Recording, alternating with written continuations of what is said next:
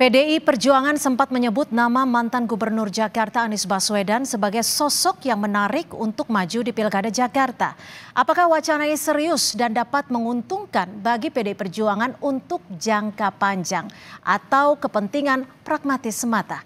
Kita akan bahas bersama politisi PDI Perjuangan Masinton Pasaribu, pendiri Indobarometer M. Kodari, dan juga sahabat Anies Baswedan yang juga produser Jakarta Melayu Festival, Bang Geis Halifa. Terima kasih Bang Geis sudah tiba di studio Kompas TV, dan juga Bang Masinton dan Bang Kodari melalui Zoom. Saya langsung ke Bang Masinton.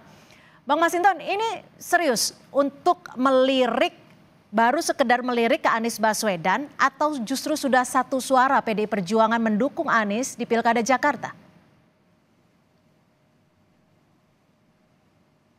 Bang Masinton.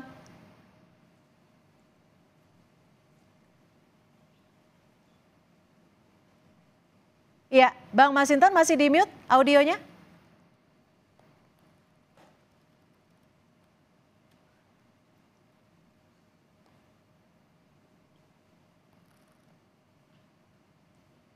Ya, saya akan mencoba ke Bang Masinton Pasaribu. Silakan, sudah seberapa serius PDI Perjuangan untuk mengusung Anies Baswedan? Hanya sekedar lirikan atau sudah satu suara semuanya?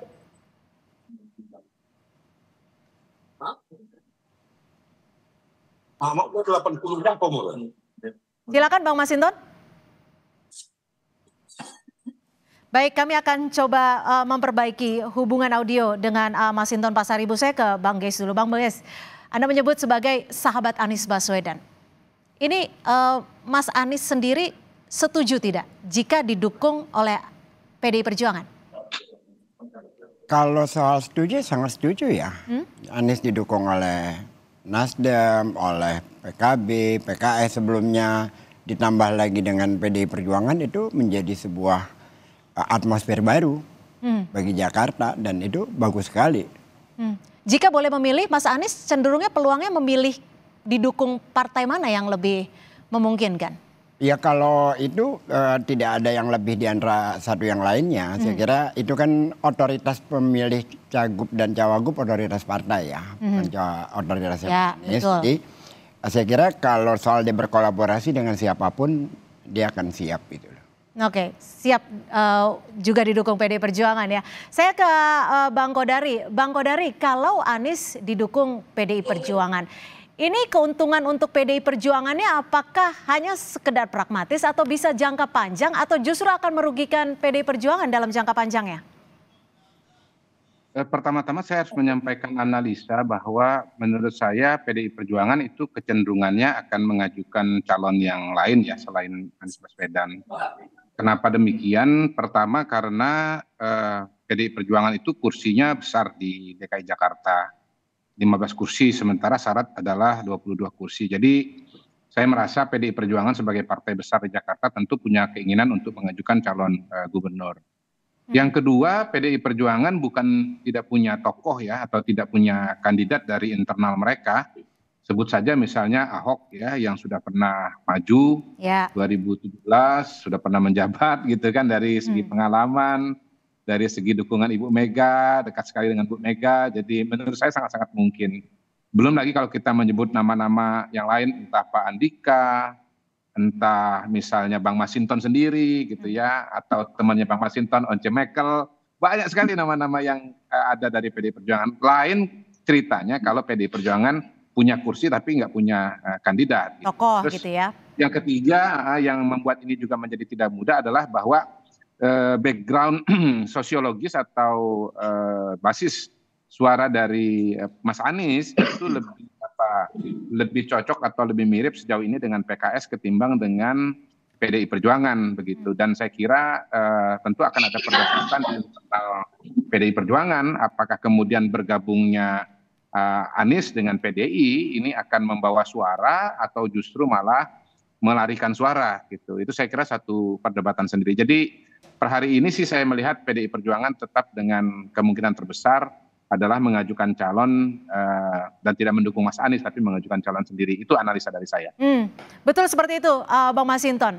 Akankah memunculkan tokoh-tokoh yang justru dari internal PDI Perjuangan atau melihat situasi karena begitu banyak suara dengan juga elektabilitas dari Anies Baswedan? Ya tentu sebagai partai politik, partai kader ya.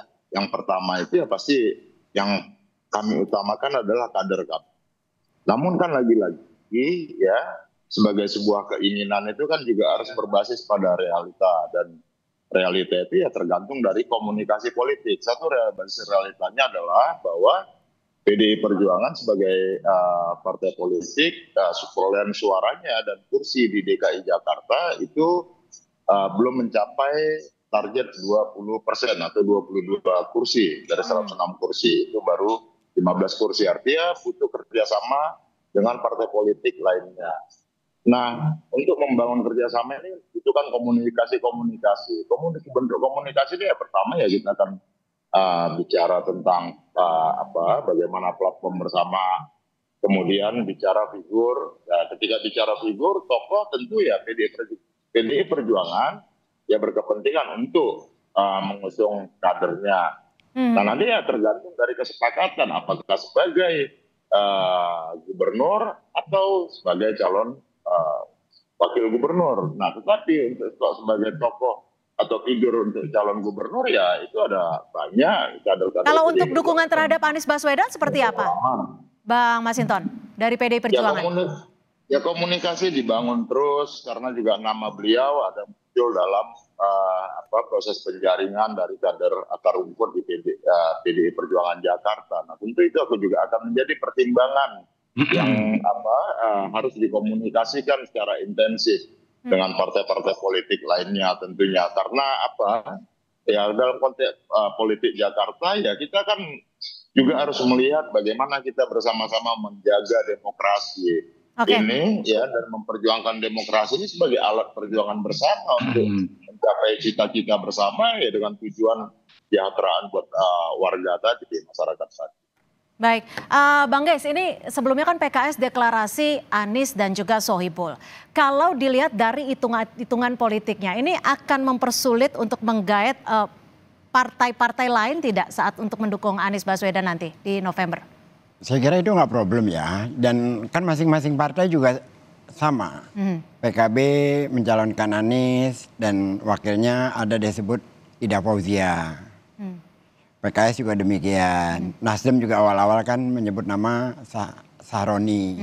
PDIP, DPD-nya kan menyebut nama Anies, berikut dengan Charles Honoris juga Prasetyo. Ya, Prasetyo. Jadi masing-masing partai ya berusaha membawa kadernya sendiri untuk berpasangan dengan Anies. Yang nantinya saya kira itu akan bertemu lalu memutuskan bersama. Tapi kalau dari Anies sendiri, Mas Anies sendiri, hitung-hitungannya condong gen politiknya mau kemana nih? Kalau dari Anies sendiri dengan siapapun gitu loh. Karena kan Anies ini saya paham lah maksudnya kan Anies ingin dikatakan di kanan. Anies tidak pernah ada di kanan. Anies selalu dari awal selalu di tengah. Dia bukan orang yang selalu berada dalam posisi yang seperti di framing selama ini. Buka saja narasi-narasinya, kebijakan-kebijakannya kan jelas itu. Bagaimana moderatnya dia dalam memimpin Jakarta. Nah dalam konteks ke depan, siapapun yang menjadi wakilnya karena otoritasnya bukan pada dia ya. Otoritasnya kan pada partai. Maka kita lihat saja nanti bagaimana partai-partai itu memutuskan pada akhirnya siapa. Tapi kalau dalam konteks Aniesnya, dia berkolaborasi dengan siapapun itu bagus dan hasilnya mengejutkan. Sebagai salah satu contoh adalah Jakarta Kota Kolaborasi. Kan yang buat bukan Pemprov, yang buat adalah anak-anak muda. Atau ya peta transportasi Jakarta. Petanya juga yang buat bukan dari Pemprov. Itu dia berkolaborasi dengan anak-anak muda pengamat transportasi publik. Artinya bahwa selama ini dia memang menggunakan otoritasnya untuk berkolaborasi, bukan untuk melakukan instruksi. Oke. Bang Kodari, kalau nanti PDI Perjuangan dengan PKB gitu, nanti posisinya apakah akan ditinggalkan Kim atau seperti apa analisa Anda? Ya, saya melihat memang PKB mungkin akan jadi faktor kunci ya, karena begini, per hari ini kan ada perkembangan yang menarik bahwa PKS mendeklarasikan pasangan Anies Baswedan dengan Sohibul Iman. PKB yang tadinya mendukung Anies, mewacanakan Anies sebagai gubernur, merasa kemudian peluang untuk mengambil posisi wakil ya, entah Ida Fauzia, entah siapa, itu menjadi tertutup. Menurut saya pada titik ini PKB sebetulnya menjadi partai politik yang bukan mustahil akan membuka komunikasi dengan PDI Perjuangan. Kan kursinya PDI Perjuangan kan 15. Lalu kemudian PKB kalau tidak salah 10 gitu. Kalau bergabung 25. Nah, PDI Perjuangan kalau mengambil posisi sebagai calon gubernur dengan pertimbangan kursinya lebih besar, mungkin juga dengan elektabilitas lebih tinggi, kabarnya kan Ahok itu surveinya ada di 3 besar, maka kemudian menjadi sesuatu yang sangat klop ya. Saya kira bahwa bukan mustahil nanti poros yang terbangun atau tercipta adalah porosnya PDI Perjuangan dengan PKB begitu. Dan pada titik itu kemudian ada kemungkinan PKS tidak bisa maju dengan calon gubernurnya karena kalau dia tidak bisa menggandeng partai politik lain pengganti PKB, entah Nasdem, entah Golkar, entah partai manapun juga, maka kemudian kursi PKS yang 18 itu tidak memenuhi persyaratan gitu.